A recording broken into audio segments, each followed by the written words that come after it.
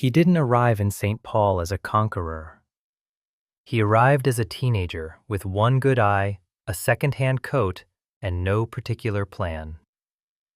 James Jerome Hill stepped off a steamboat onto the St. Paul levee in 1856, 17 years old, born in Ontario to a modest Irish-Canadian family and carrying almost nothing except an appetite that, once awakened, would never quite be satisfied. He had dreamed of going further west, maybe to the Oregon country, or even Asia as a trader. But St. Paul held him, the work held him, and very quickly the money started to hold him too. He found a job as a clerk at a steamboat freight company. It was unglamorous, precise, exhausting work, tracking cargo, managing invoices, learning the brutal mathematics of moving goods across water and land. Most young men would have treated it as a temporary stop. Hill treated it as a classroom. He watched how freight moved. He watched where it bottlenecked, where it was overpriced, where the opportunity lived. He was not a dreamer in the romantic sense. He was a calculator. Every observation he made was eventually converted into action. By the 1860s, he had built his own fuel and freight forwarding business. By the 1870s, he was maneuvering into regional railroads, buying distressed lines, reorganizing them, cutting costs with an almost surgical coldness. He did not inherit wealth. He did not marry into a dynasty. He built the Great Northern Railway with minimal land grants and no direct federal construction subsidies, unlike many of his competitors who relied heavily on government support and still went bankrupt. What he had was an almost frightening ability to see systems, to understand how railroads, settlement, agriculture, and commerce were all connected, and to position himself at the center of those connections before anyone else realized what was happening. By the time he was seriously thinking about building a house, he was not simply a rich man. He was the kind of man who made other rich men nervous. But here is what the business biography leaves out. Wealth of that scale, accumulated that fast, in that era, did not feel like security. It felt like a question. A constant, unspoken question that Gilded Age America posed to men like Hill. Are you real? Not real in the sense of existence, but real in the sense of legitimacy, recognized, accepted, permanent. The Northeastern elite, Boston, New York, Newport, had old money, inherited names, summer cottages that were actually palaces, and a studied indifference to ambition that only people who never had to worry about money could afford. Hill was none of that. He was from Ontario. He was self-made. He had one functioning eye after a childhood archery accident. He spoke plainly, dressed without fuss, and had no patience for ornament or ceremony unless it served a purpose. In many ways, he wore his practicality as a kind of pride. And yet, he hired a Boston architecture firm to design his house, the same firm that built mansions in Newport. He chose the most prestigious residential street in St. Paul, Summit Avenue, not merely its beginning or middle, but its eastern end, on a bluff that could be seen from downtown, from the river, from the commercial world he controlled. He bought not one lot, but two. He planned not a large house, but an enormous one. None of that was accidental. None of it was simply about needing more bedrooms. The house Hill was imagining was an argument made in red sandstone and carved oak and imported marble. An argument that said, I am not temporary. I am not a man who got lucky and will be forgotten. I have built something here, something that will outlast the gossip and the skepticism and the question of whether a one-eyed freight clerk from Ontario really belongs at the top of anything. There is a particular anxiety that attaches itself to people who rise very fast from very little. It is not the anxiety of failure. They have already survived that. It is the anxiety of being seen through, of the world noticing that the foundation is newer than the facade. Hill was not the kind of man who discussed this openly. He was not given to introspection in public, not a man who wrote anguished letters about his feelings or confessed insecurity to business partners. But his choices speak clearly enough. He married Mary Teresa Mahegan in 1867, a devout Catholic Irish woman whose faith eventually became his own. Religion gave him another layer of respectability, another credential. The Hills would eventually have 10 children. A large family was itself a statement of stability, of roots, of a man who was not passing through. By the late 1870s, the family had outgrown their house in Lowertown. Moving to Summit Avenue was both practical and necessary in a way that had nothing to do with square footage. Summit Avenue was where St. Paul's elite lived: bishops, judges, senators, the families of other railroad men. They were all there. Not to be there was to remain slightly outside the circle, regardless of how much money you had. Hill bought the lots on Summit Avenue in 1882. He sat on them for several years while his railroad ambitions expanded. His fortune was growing faster than he could spend it. The question of the house matured slowly, the way a man like Hill made all his major decisions, not impulsively, but with accumulating certainty. When he finally engaged the Boston architects, his instructions were characteristically direct. He did not want frivolity. He did not want colored glass, throwing theatrical light across his walls. He wanted a house that communicated permanence, weight, seriousness. He wanted something that looked like it had always been there, and always would be. He chose Richardsonian Romanesque, a style defined by massive stone, rounded arches, and a fortress-like solidity that resisted the light, airy fashions of the moment. It was not a pretty style. It was a powerful one. It looked like something that could not be moved. What is remarkable, in retrospect, is the gap between how Hill described himself and what he actually built. He called himself practical. He called himself plain. He rejected ostentation and said so, more than once, to more than one person. And then he spent what would today amount to tens of millions of dollars on a house with 22 fireplaces, 16 cut-glass chandeliers, an 88-foot reception hall, and a 2-story art gallery with a pipe organ. The contradiction is not hypocrisy, exactly. It is something more psychologically interesting than that. Hill genuinely believed that what he was building was justified, earned, proportional to his actual achievement, a reasonable expression of a real empire. The excess, in his mind, was not excess at all. It was evidence. Evidence that the boy who arrived at the St. Paul levee with nothing had become something that could not be ignored, could not be dismissed, could not be explained away. The house was his proof. And in 1882, he bought the land it would stand on. 6 years later, in 1888, the first stones went into the ground. There is a particular kind of man who, when he commissions a building, cannot stop thinking of it as a project he is running himself. James J. Hill was that man. He had spent decades managing railroad construction across thousands of miles of difficult terrain, organizing labor, cutting budgets, making decisions faster than his competitors could react.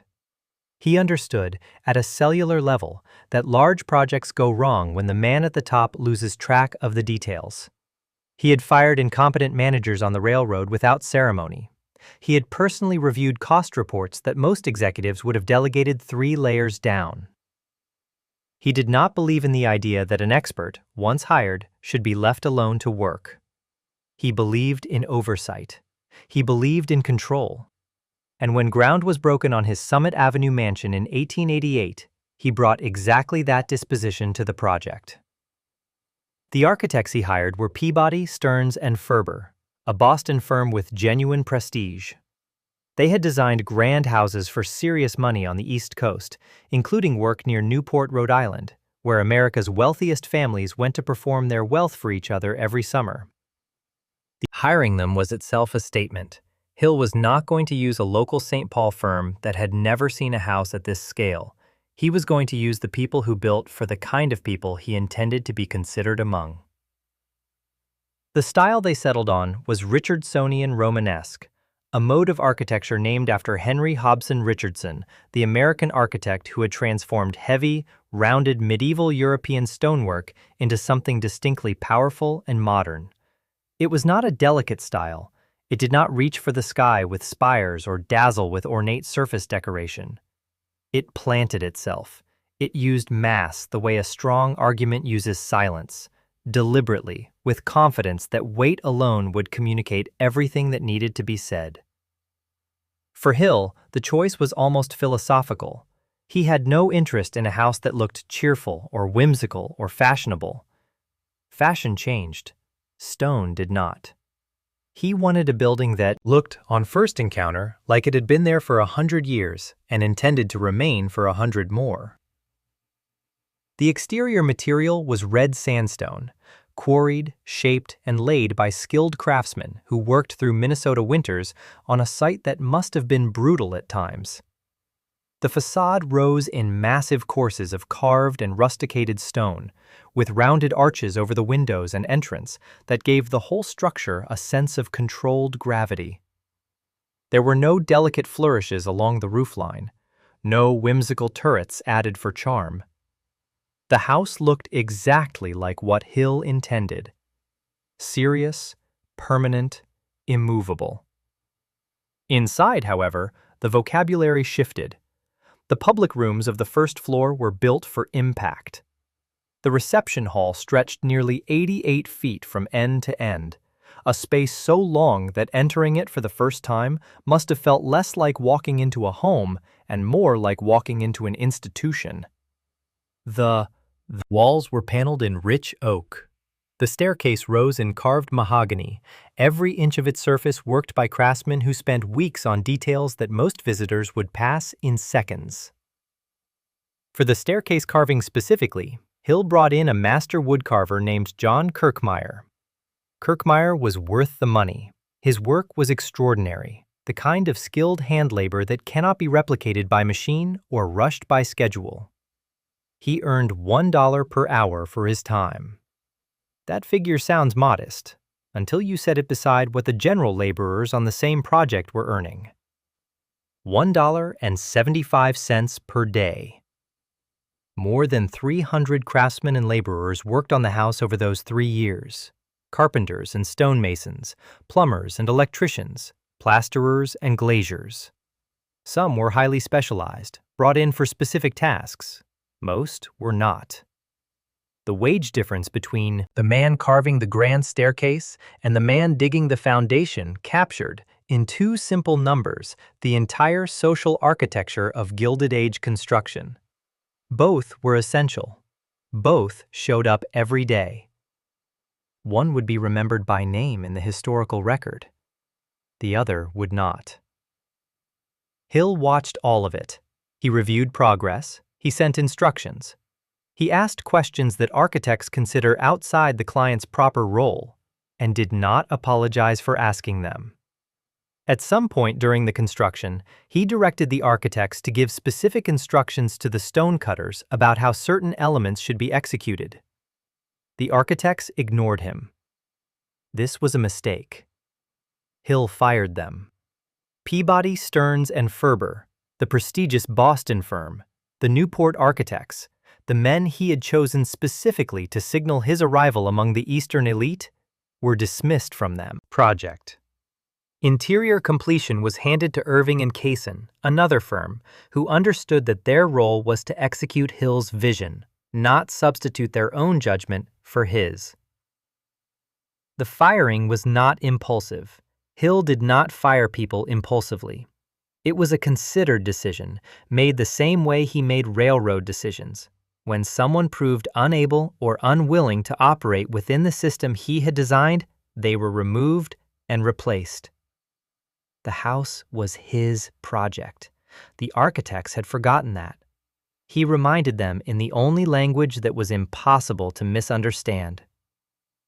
Around the same time, decorative glass designs were presented for the windows. Hill looked at them and rejected them. His reported response was characteristically direct. They were anything but what he wanted. He had not spent 3 years building a fortress in red sandstone to fill its windows with decorative color and softened light. Every design choice in this house was meant to communicate weight, authority, and seriousness. Anything that interrupted that message was, by definition, wrong. The 2-story art gallery at the rear of the first floor was among the most ambitious spaces in the house. It rose the full height of 2 floors, topped by a skylight that ran the length of the ceiling and pulled natural light down into a room that would otherwise have felt enclosed and heavy. Hill had been assembling an art collection for years, not impulsively, not simply because rich men were supposed to own paintings, but with genuine aesthetic investment in specific works. The gallery was built to house that collection properly, to give it a setting that matched its ambition. Along one wall of the gallery stood the organ, built by George Hutchings of Boston, containing 1,006 pipes arranged in a case that rose toward the skylit ceiling. It was an instrument of serious scale, the kind of thing you would expect to find in a concert hall or a cathedral, not in a private home. When it played, the sound filled the 2-story space completely. What the gallery did not reveal to anyone standing in it was that the organ required hand-pumped bellows to operate, bellows located in the basement, directly below. Someone had to pump them continuously for as long as the music played. The beauty of the gallery, the cultural seriousness it projected, the almost sacred quality of the sound in that skylit space, all of it depended on physical labor happening out of sight, 1 floor below. By 1891, the house was finished. The final accounting, construction, furnishings, landscaping, the separate power plant, the 4 greenhouses, the gardener's cottage, everything, came to approximately $931,275. In a country where a laborer earned $1.75 a day, this was a sum so large it barely had a social context to sit inside. It was not a house. It was a monument that happened to have bedrooms.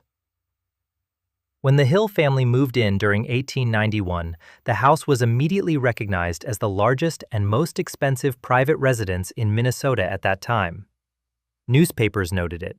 Society columns described it.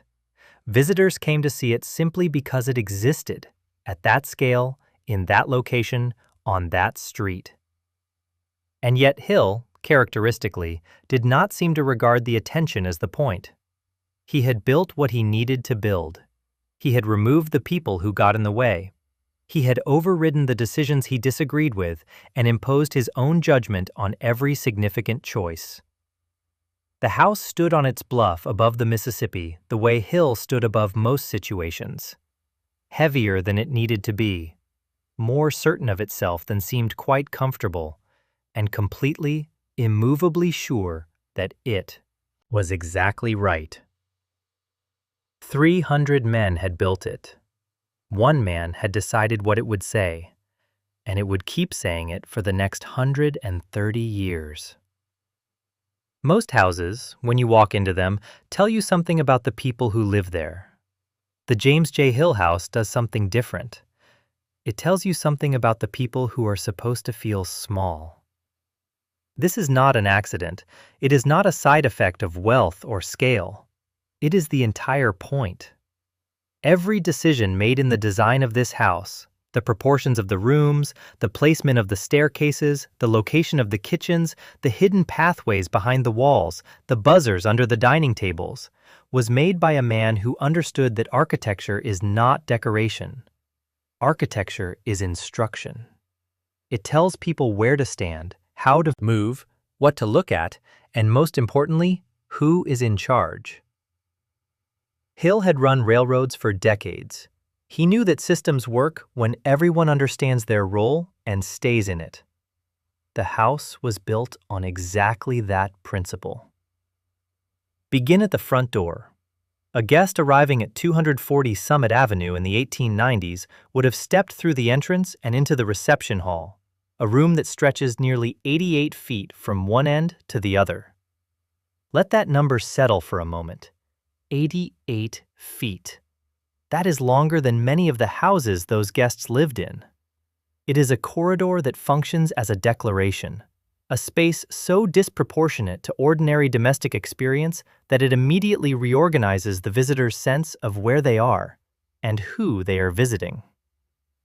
The walls are paneled in carved oak. The light is controlled and serious. There is no frivolity, no color thrown around for charm. The message is not welcome in the warm sense. The message is, observe where you are. The reception hall was designed to be the first lesson in a building full of lessons. And the lesson was simple. The man who built this is not like other men.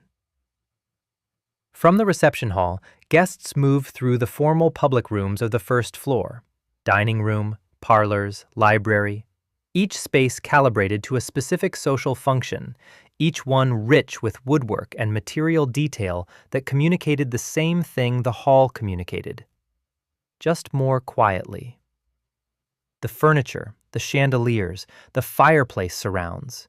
There were 22 fireplaces in this house and 16 cut glass chandeliers. All of it added up to an interior that was never meant to feel cozy.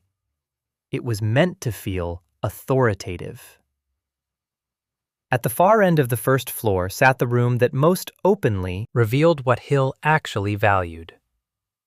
The art gallery was 2 stories tall, lit from above by a skylight that ran the length of the ceiling.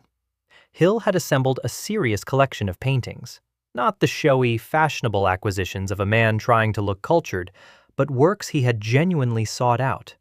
European and American canvases that represented real aesthetic investment. The gallery gave the collection the kind of setting that communicated permanence.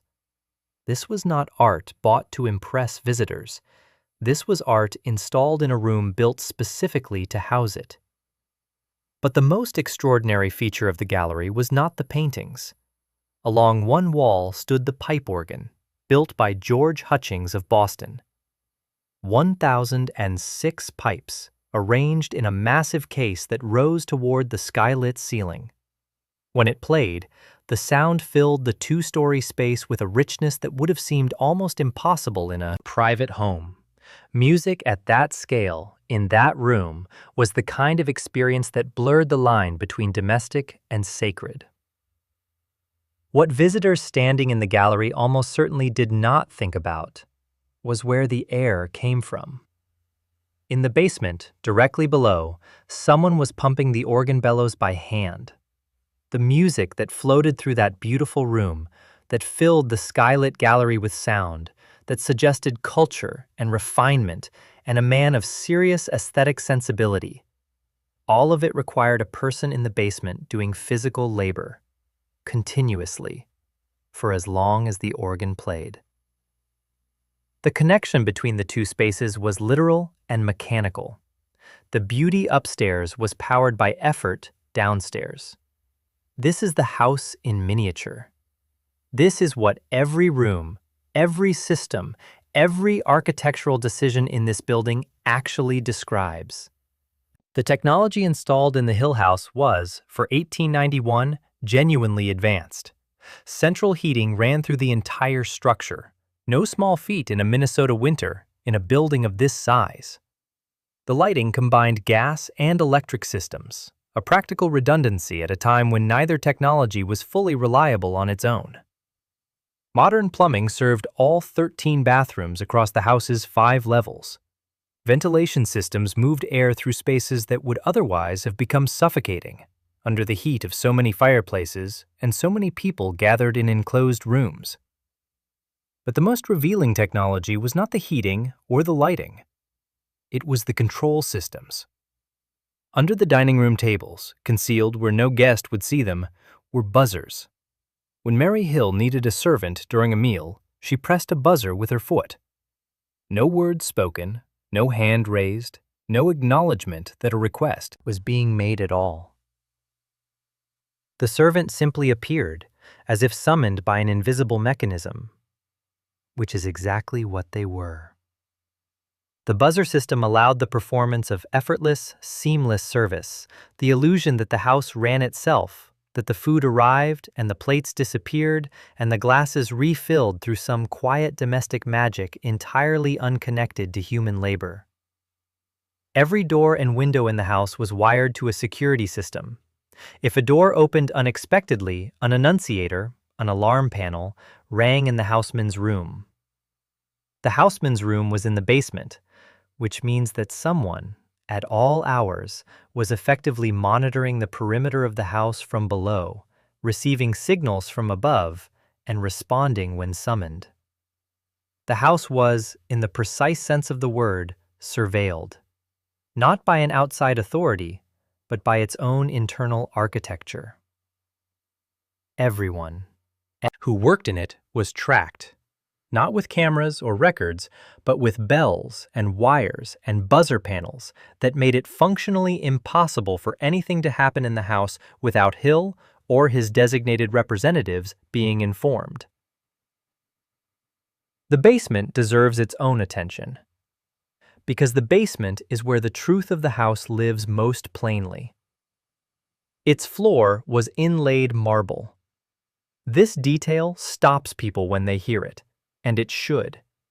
One of the most beautiful floors in the house was in the space where servants worked, where the boiler roared, where the laundry steamed, where the kitchen ran from before dawn until after dark. The marble was not there for the servants. It was there because Hill built everything to a standard, because the basement was part of his house, and his house did not have cheap floors anywhere. Beauty in the spaces of labor did not make the labor easier. It simply made the contrast harder to look away from. The basement contained the kitchen, the laundry, the boiler room, storage rooms, and the bedrooms of the male staff, the houseman, the valet, others whose specific roles shifted over the years. The women servants lived on the upper floors, in rooms tucked under the eaves, away from the family's private spaces, but within the house's constant reach. Two separate staircase systems ran through the building, one for the family and guests, wide, carved, visible, designed to be experienced as a demonstration of craftsmanship and wealth. One for the servants, narrow, plain, hidden behind walls and doors that guests would never open.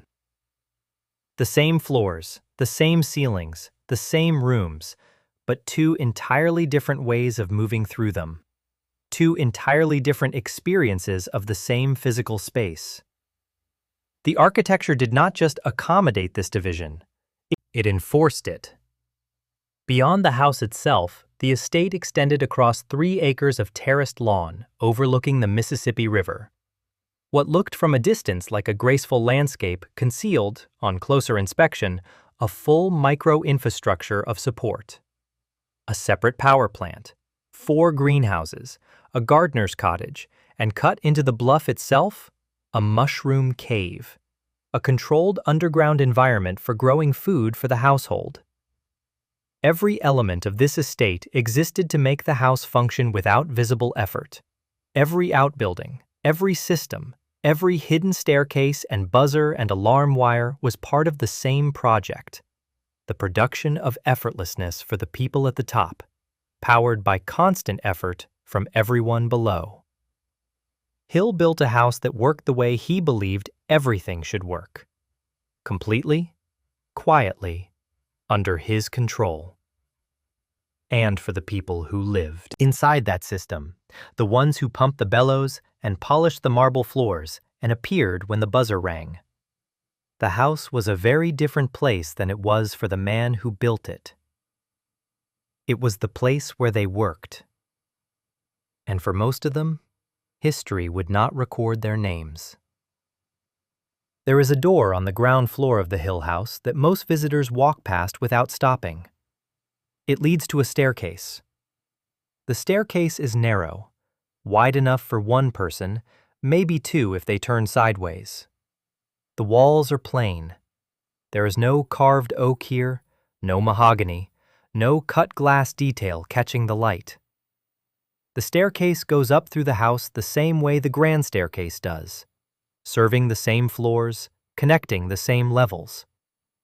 But it was never meant to be seen. It was built to be invisible, to allow the people who kept the house running to move through it without interrupting the performance happening on the other side of the wall. This staircase is one of the most honest things in the building. Everything else in the Hill House was designed to project an image, permanence, authority, culture, effortless refinement. The servant staircase projected nothing. It was purely functional, purely about the movement of labor from one floor to another, and its plainness, against the richness of everything surrounding it, tells you more about how this house actually worked than any of the chandeliers or marble floors or carved reception halls ever could.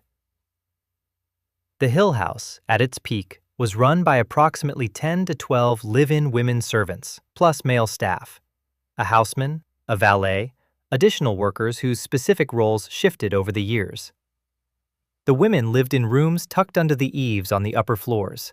The men slept in the basement, close to the boiler room in the service areas, available when needed and otherwise contained below the house's visible life. The hierarchy among the staff was precise and enforced.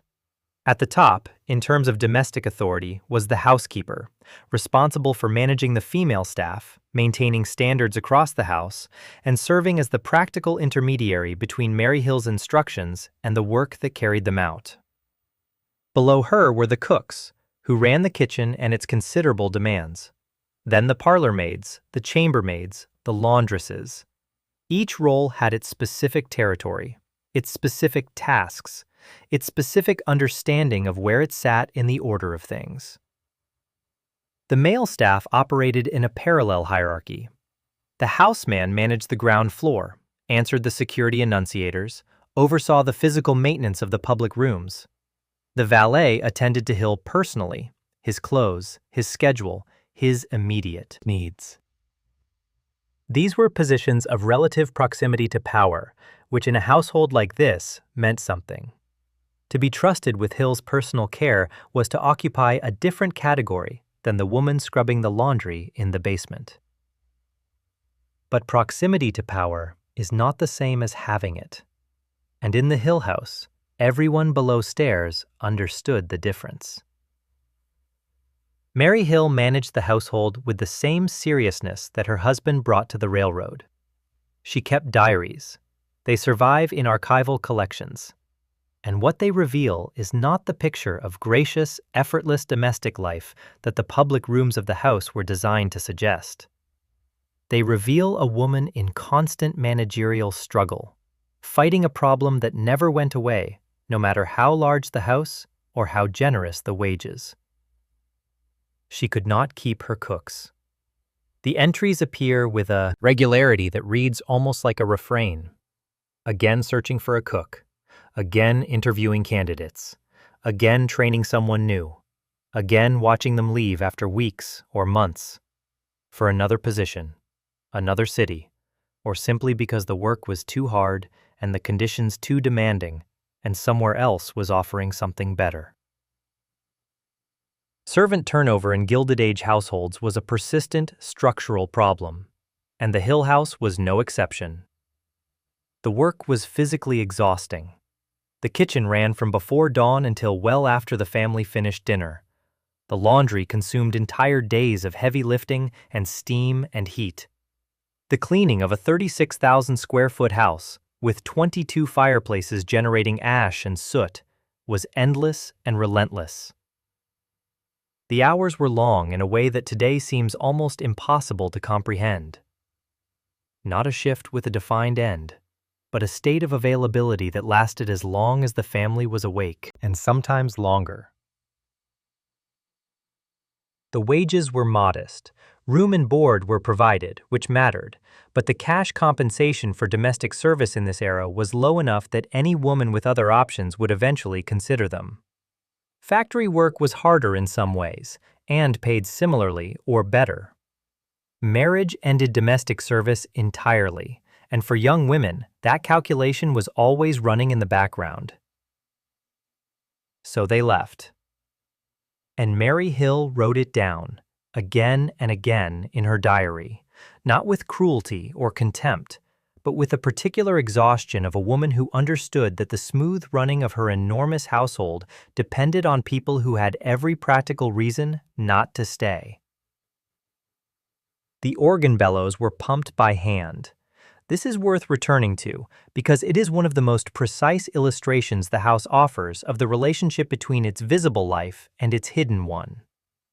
When the pipe organ in the two-story art gallery was played, during family gatherings, during the visits of guests, during the quiet evenings when Hill sat among his paintings, the sound that filled that beautiful skylit room was produced by air. Air that had to be pressurized continuously, mechanically, by a person in the basement operating hand-pumped bellows that fed the instrument above. The musician played. The music sounded. The guests listened.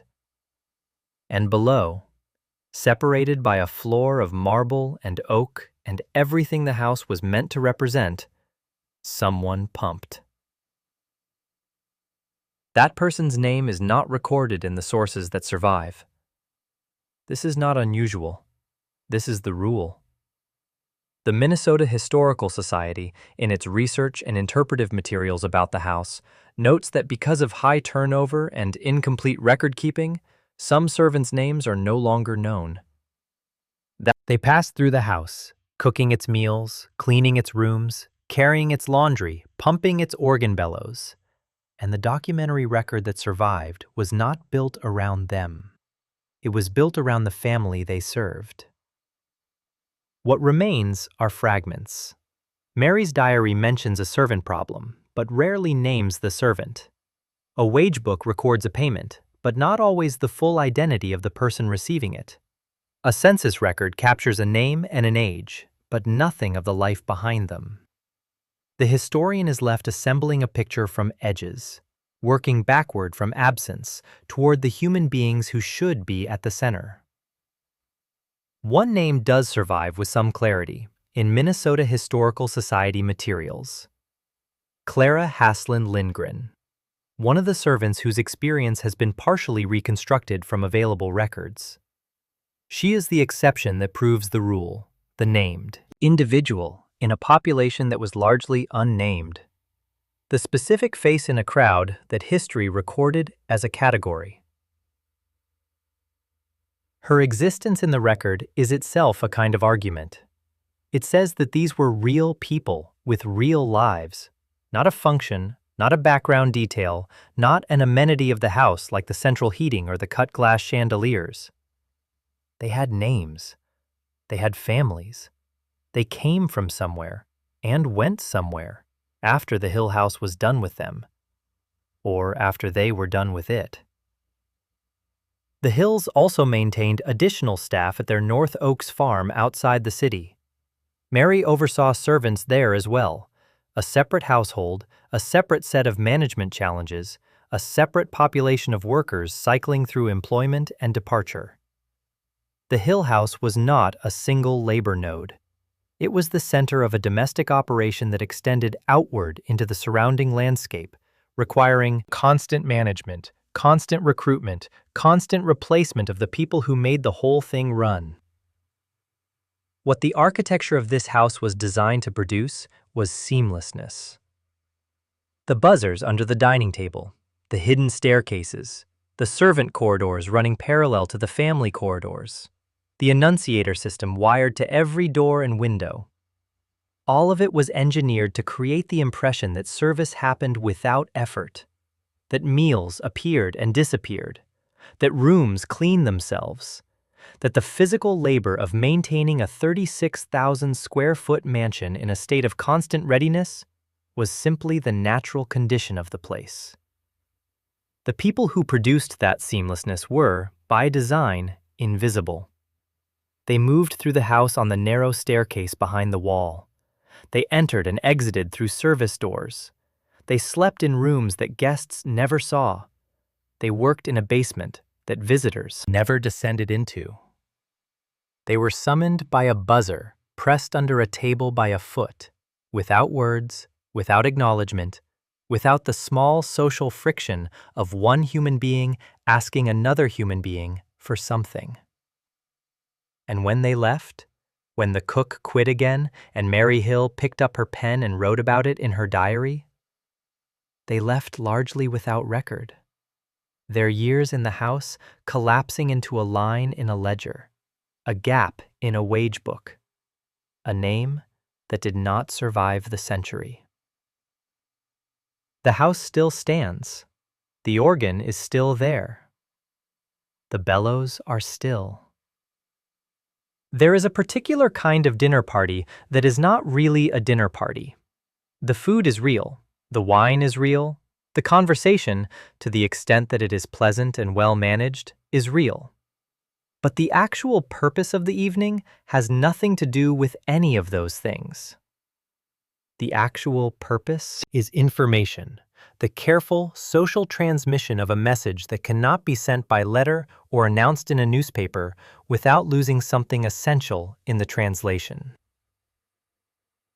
The message is, look at where I am, look at who is here with me, and understand what that means.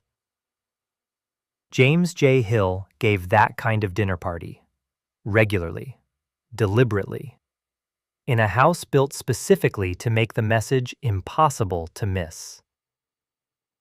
The guest list at the Hill House during its peak years reads like a map of the interlocking systems of Gilded Age power in the upper Midwest. Business partners came, men whose cooperation Hill needed, whose capital he sometimes sought, whose respect he had earned and intended to keep. Railroad executives, bankers, financiers from Chicago and New York, who needed to understand, on arriving in St. Paul, that they were dealing with someone whose domestic circumstances left no room for doubt about his standing. The house did that work before Hill said a word. Clergy came with notable regularity.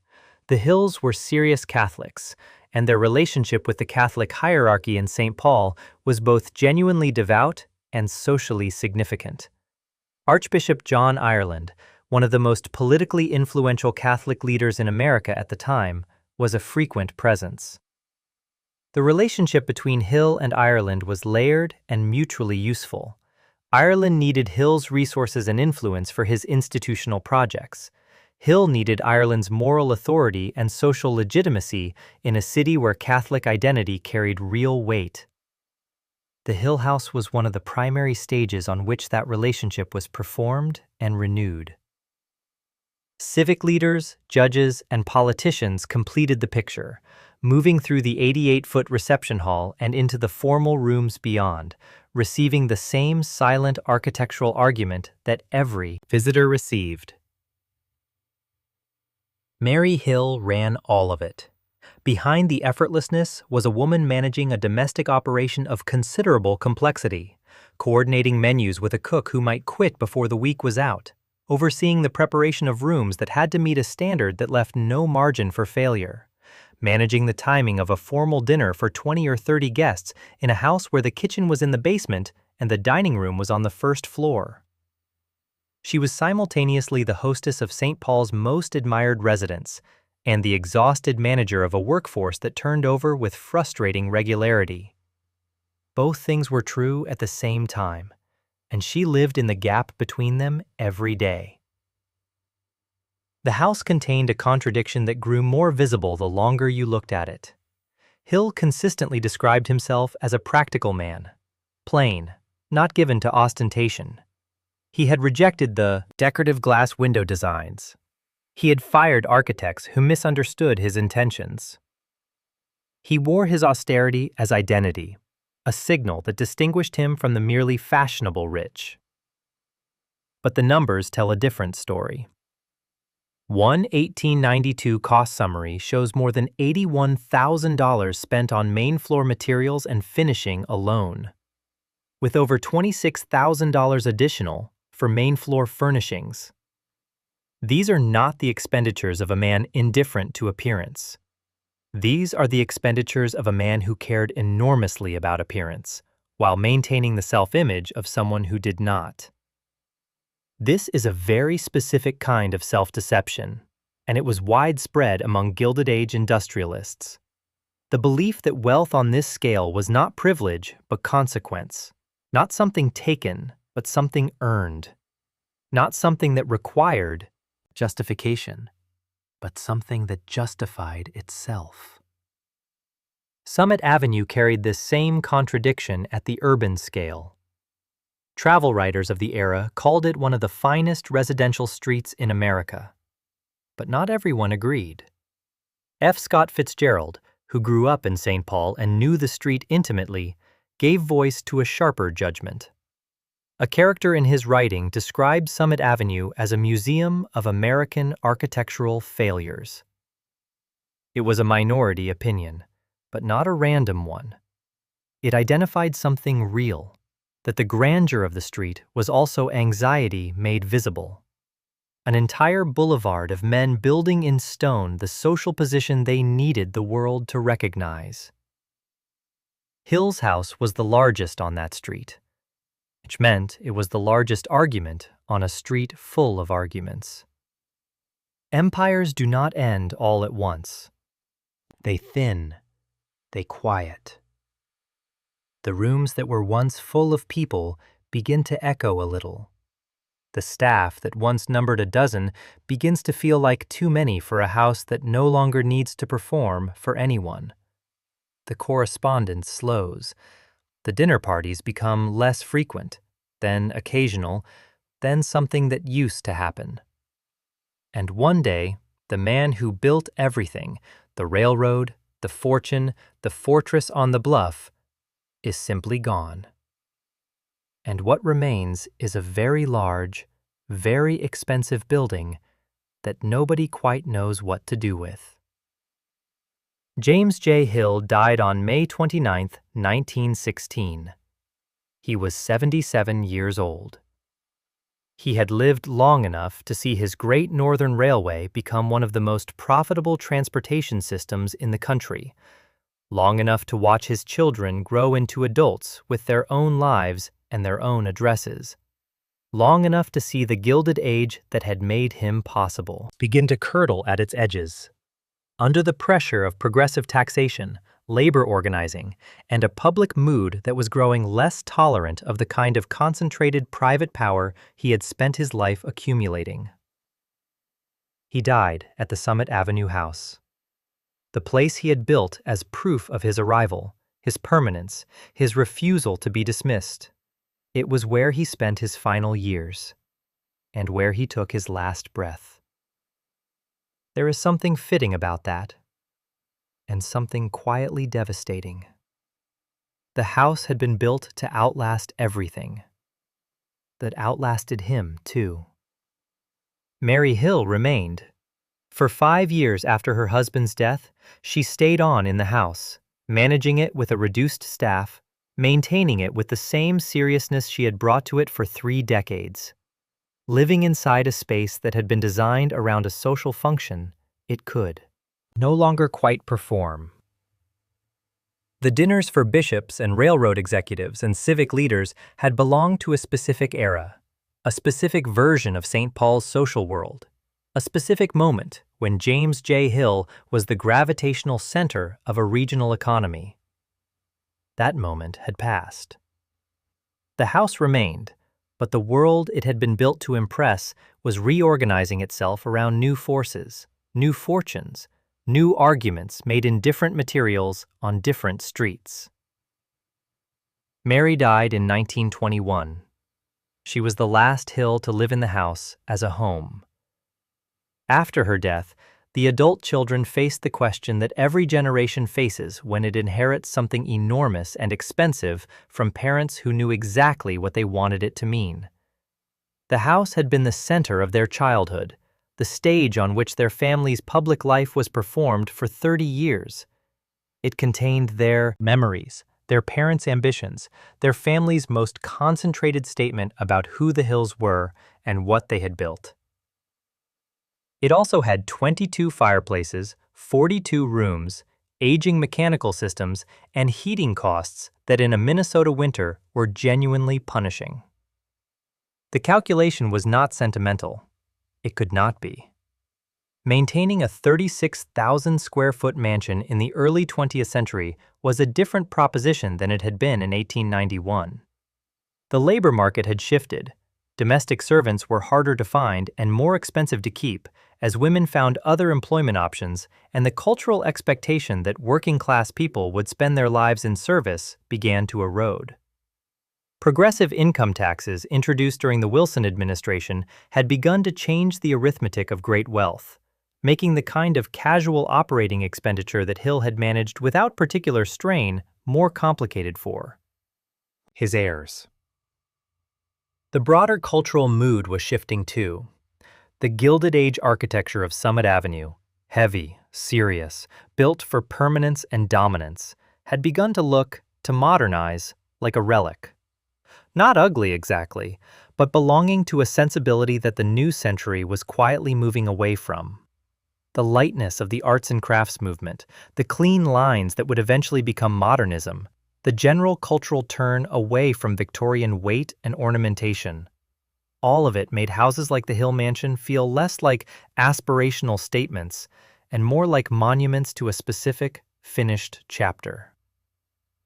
The children decided to let it go. In 1925, 4 of the Hill daughters, Mary Frances, Clara, Charlotte, and Gertrude, purchased the house from the family estate and donated it to the Archdiocese of St. Paul in Minneapolis. The decision carried multiple layers of meaning. The Hills had always been serious Catholics. James had converted before his marriage and maintained his faith with genuine conviction throughout his life. Mary had been devout from birth. The relationship between the family and the Catholic hierarchy in St. Paul, Archbishop Ireland had been a close family connection for decades, gave the donation a personal resonance beyond simple philanthropy. Giving the house to the church was, in some sense, returning it to the community of faith that had been woven through the family's life from the beginning. It was also practical. The donation allowed the daughters to divest themselves of an enormous maintenance burden, while ensuring that the building would be preserved rather than demolished or subdivided. The church was a stable institution with resources and a long time horizon. Whatever happened to the house under church ownership, it would at least continue to stand. What happened over the next 53 years was both preservation and loss. The Archdiocese used the house for multiple purposes across those decades. It served as offices for church administration, as residential quarters for clergy, and as the home of a women's teacher college, a Catholic institution that trained young women for careers in education, filling the rooms of Hill's domestic fortress with an entirely different kind of life than it had been built to contain. The 88-foot reception hall that had once received railroad executives and archbishops now served the quieter rhythms of institutional daily life. The art gallery that had housed Hill's painting collection and the great pipe organ became repurposed space, its original function dissolved into the practical needs of an organization that required rooms, not monuments. The basic architecture survived, the carved oak staircase remained, the reception hall kept its proportions. The skylight above the gallery still let in the same Minnesota light it had admitted since 1891. The bones of what Hill had built were intact, which was not inevitable. Many houses of this scale and era did not survive their transition out of private ownership, demolished for apartment buildings or commercial development, or simply because nobody could figure out what else to do with them, and demolition was cheaper than maintenance. The Hill House stood. But most of the original furniture was sold. This is the quiet devastation inside the preservation story. The house survived, but the material life that had filled it dispersed.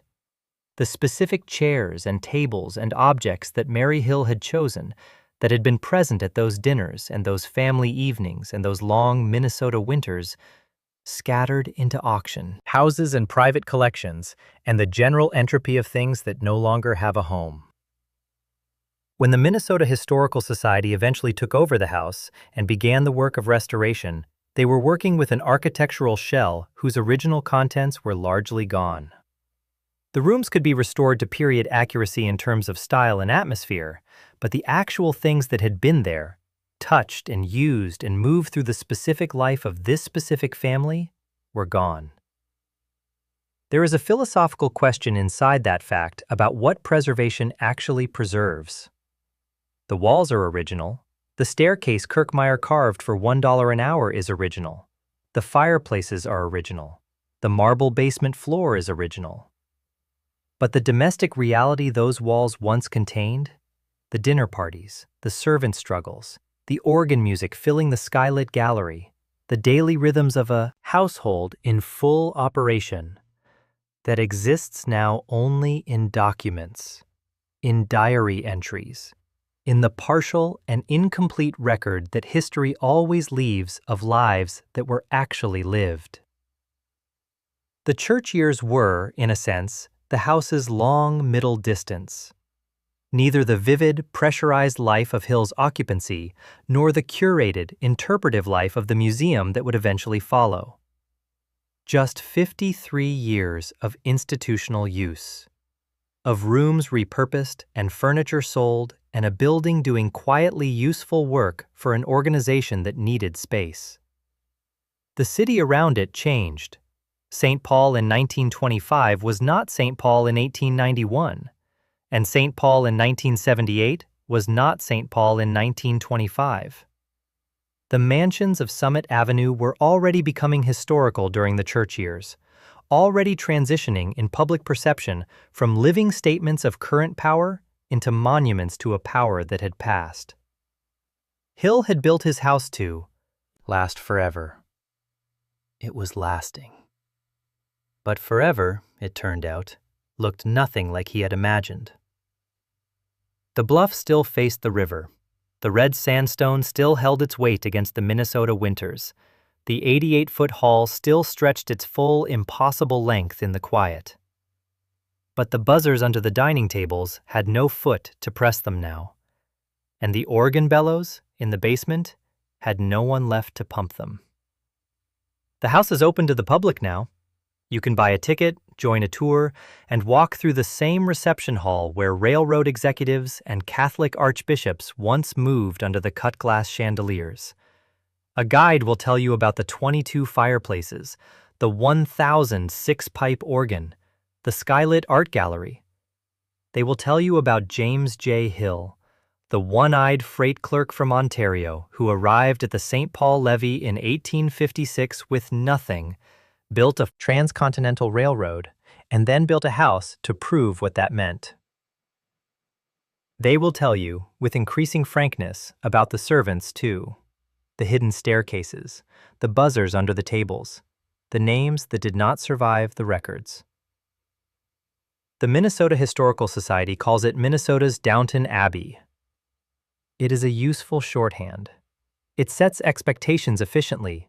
Upstairs glamour, downstairs labor, the whole machinery of class performing itself in rooms full of carved oak and expensive light. But Downton Abbey is fiction, and the Hill House is not. The inequality here was not written by a screenwriter to generate sympathy and narrative tension.